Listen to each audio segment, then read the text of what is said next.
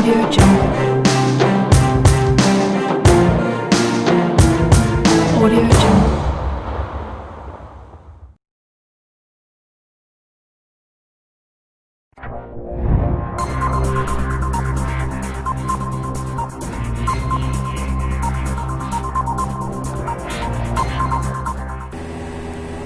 Assalamualaikum warahmatullahi wabarakatuh. Perkenalkan, nama saya adalah Febri Falah. NIM saya adalah 201010504832. Saya adalah mahasiswa program studi manajemen dari Fakultas Ekonomi di Universitas Pamulang. Maksud video ini dibuat untuk menyelesaikan tugas akhir dari mata pelajaran pengantar ilmu ekonomi dengan nama dosennya adalah Ibu Riza Putri Alburda. Adapun tugas akhir yang dimaksud yaitu digolongkan menjadi 3 kategori penilaian. Yang pertama adalah menyelesaikan tugas akhir dari pertemuan 1 hingga pertemuan 18 dengan tulis tangan dan dijilid rapi.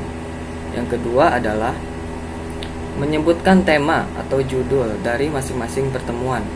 Yang ketiga adalah menjelaskan secara singkat, pilih satu pertemuan saja dari pertemuan 1 hingga pertemuan 18. Kali ini saya akan melihatkan hasil yang sudah saya kerjakan, yaitu di poin pertama, yaitu menyelesaikan tugas akhir dari pertemuan 1 dan 18. Ini adalah hasil yang sudah saya rangkum, yang sudah saya tulis dari pertemuan 1 hingga pertemuan 18.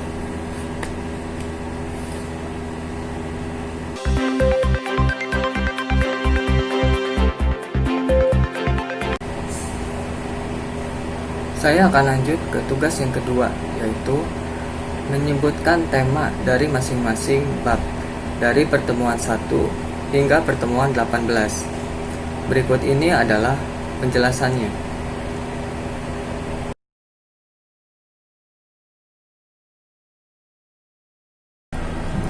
Untuk pertemuan 1, tema materinya adalah ruang lingkup ilmu ekonomi.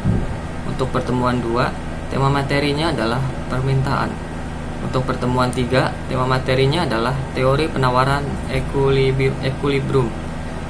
Untuk pertemuan 4, tema materinya adalah elastisitas permintaan. Untuk pertemuan 5, tema materinya adalah elastisitas penawaran.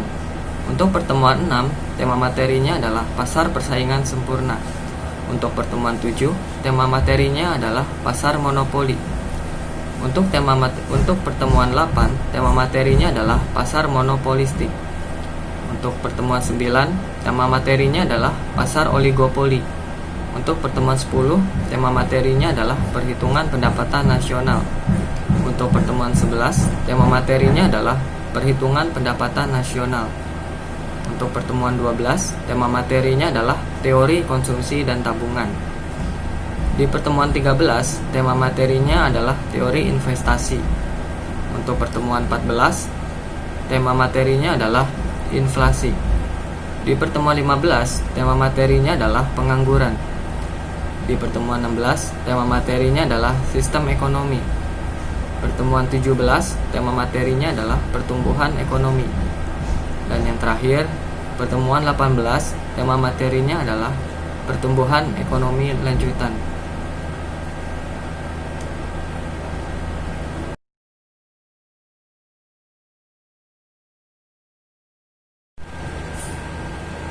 Oke, kita masuk ke poin terakhir, yaitu tugas ketiga, yaitu adalah menjelaskan secara singkat satu pertemuan saja dari pertemuan 1 hingga pertemuan 18.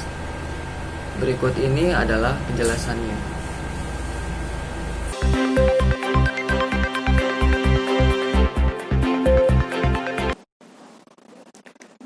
Pasar oligopoli.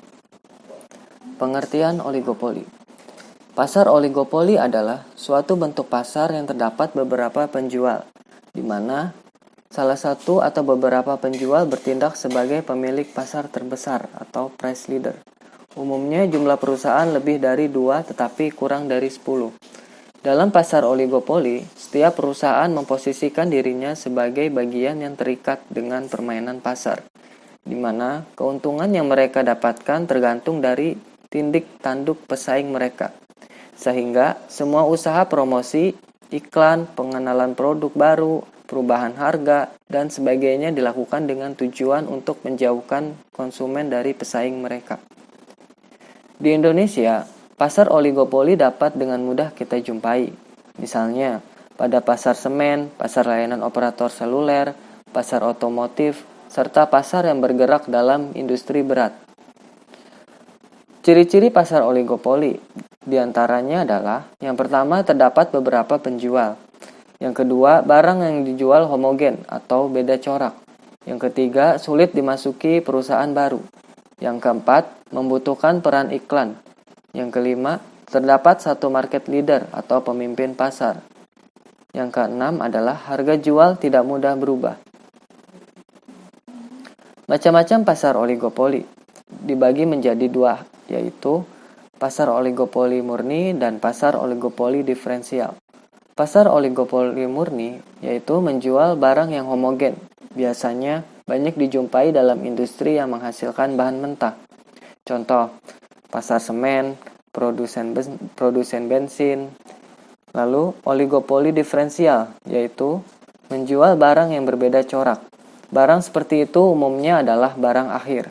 Contohnya adalah pasar mobil, pasar sepeda motor, dan lain-lain.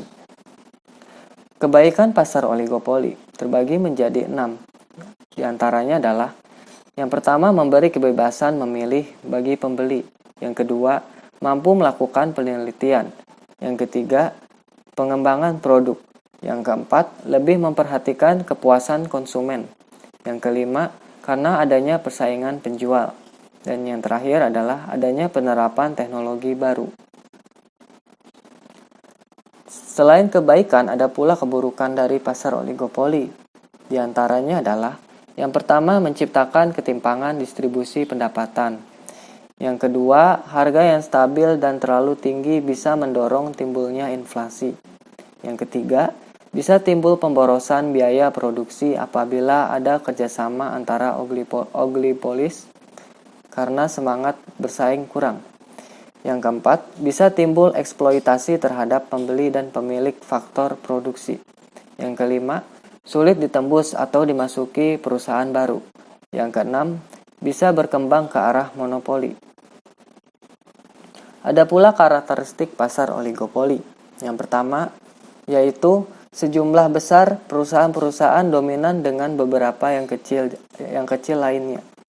Yang kedua, suatu produk yang distandarisasikan maupun dibedakan. Yang ketiga, kekuatan dari perusahaan-perusahaan dominan terhadap harga, namun ketakutan akan pembalasan. Yang keempat, hambatan-hambatan secara teknologi dan ekonomi untuk menjadi suatu perusahaan yang dominan. Yang kelima, penggunaan persaingan non harga yang ekstensif akibat ketakutan akan perang harga.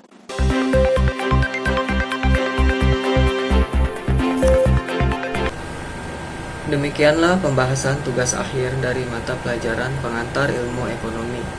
Semoga dengan tugas video edukasi ini, ilmunya bisa bermanfaat bagi kita semua dan terutama bagi saya sendiri.